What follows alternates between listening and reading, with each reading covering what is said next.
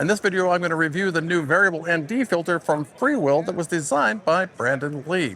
Yeah, they sent this to me, and I'm here at Cinegear 2026 to put it through the paces to see whether or not this is really going to replace my old PolarPro neutral density filter. Now, of course, if you're a filmmaker, you know the need for a neutral density filter, but for those of you just getting started or don't know what one is, well, basically, it's sunglasses for your camera. So why would we ever need sunglasses for our camera? Well, that's because when we expose a picture, well, there are three elements. There's the shutter speed, there's the aperture, and there's the ISO, or how sensitive the light is on the sensor.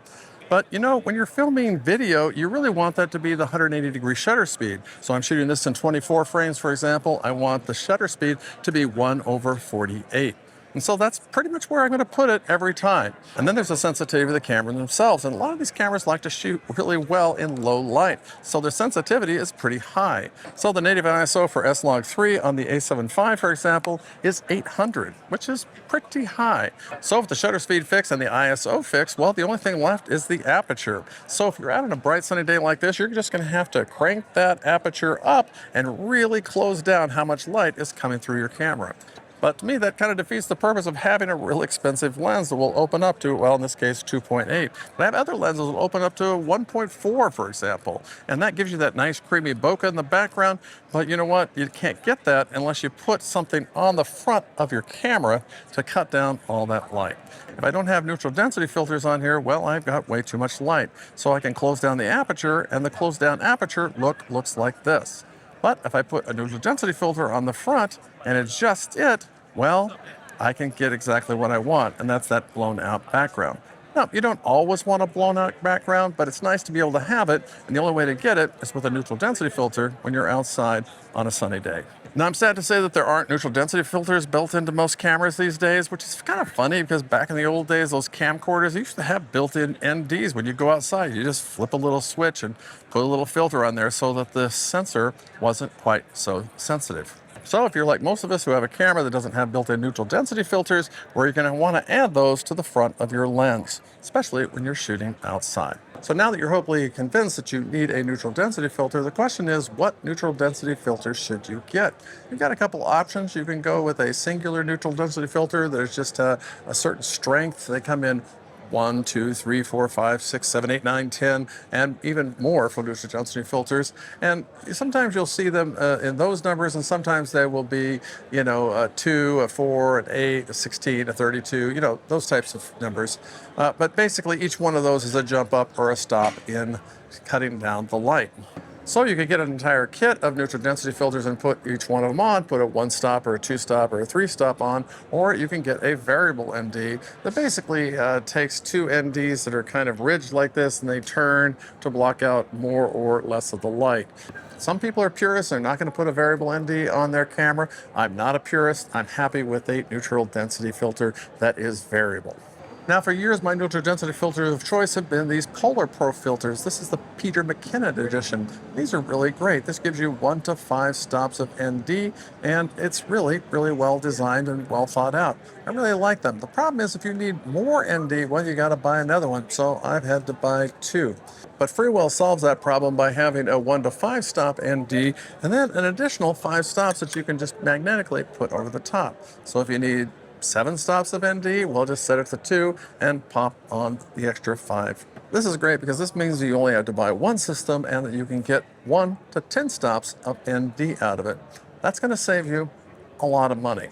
The other thing about the PolarPro is that I wanted to have a mist filter on my neutral density filters. So I bought the mist edition.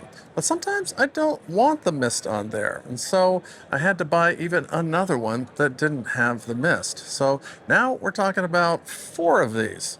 Yeah, well, Freewell solves that problem as well. Freewell sells a really nice mist filter that fits right into the rest of their system. So even with 10 stops of ND, I can easily add a mist filter right on top magnetically.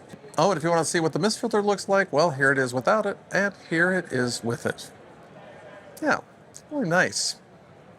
Once again without, and once again with it. When I'm trying to achieve a film look, well, I like to put a little mist filter on there because I think it does a little better job than doing it in post. Yeah, looks nice. Oh, and the mist filter comes in this really, really cool leather bag. Yeah, that's awesome too.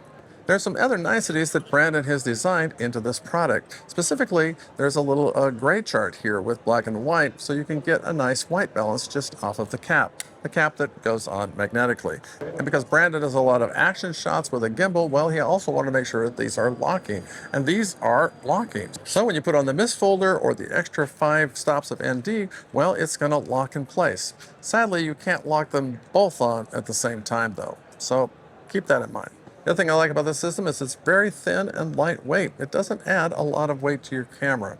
Oh, and if you're enjoying this video, please hit the like button. It's the easiest way to get this video out to more people like yourself. Now, while a neutral density filter system is a must for your camera, I'm not sure this is the be-all, end-all of ND filters. Certainly, the PolarPros are really nice if you want to buy all 4 of them, but this is going to save you a lot of money.